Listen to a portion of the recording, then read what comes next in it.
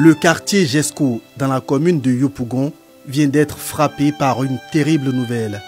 Il est un peu plus de 17 h ce dimanche 19 mai, quand les riverains retrouvent le corps sans vie de 2 enfants dans ce véhicule parqué à l'école primaire publique Jesco.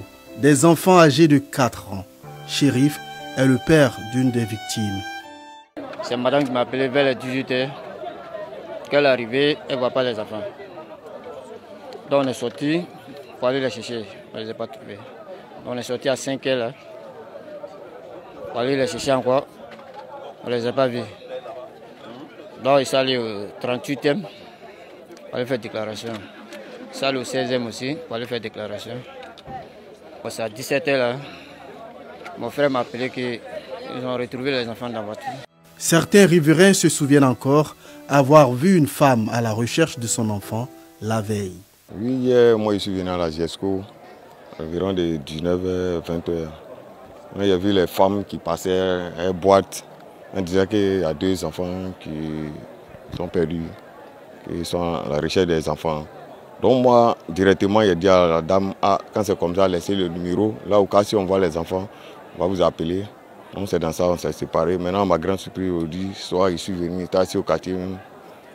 Il y a un jeune gros qui vient dire, ils ont retrouvé 2 corps des enfants dans l'école Jesco. Là, il a dit à mon frère, allons, on va voir. La dame qui gérait Bistro, elle a demandé à la dame, mais vous avez fait comment et puis les enfants sont perdus. Là, la dame l'a dit, non, il y a eu une cérémonie dans l'école Jesco. Après la cérémonie, il cherche les enfants, il ne les voit pas. Un mariage a également eu lieu dans l'enceinte de l'établissement le jour de la disparition des enfants. L'école primaire publique Jesco est d'ailleurs le centre de jeu de tous les enfants du quartier. Et le véhicule dans lequel les enfants ont été retrouvés appartient à l'un des responsables de l'établissement scolaire. Cela fait un peu plus de 2 ans que ce véhicule est stationné ici, à l'EPP Jesco. Le gardien de cette école primaire dit ne pas être en mesure d'affirmer si les portières du véhicule étaient condamnées ou pas. Alors, question, que s'est-il réellement passé? Ces enfants ont-ils été assassinés ou s'agit-il d'un accident par asphyxie? Les enquêtes entamées par la police nationale vont certainement donner des éléments de réponse les jours à venir à ces questions. Pour l'heure, rien officiellement n'a encore été dit par la police scientifique présente sur les lieux quant à la cause du décès de ces enfants.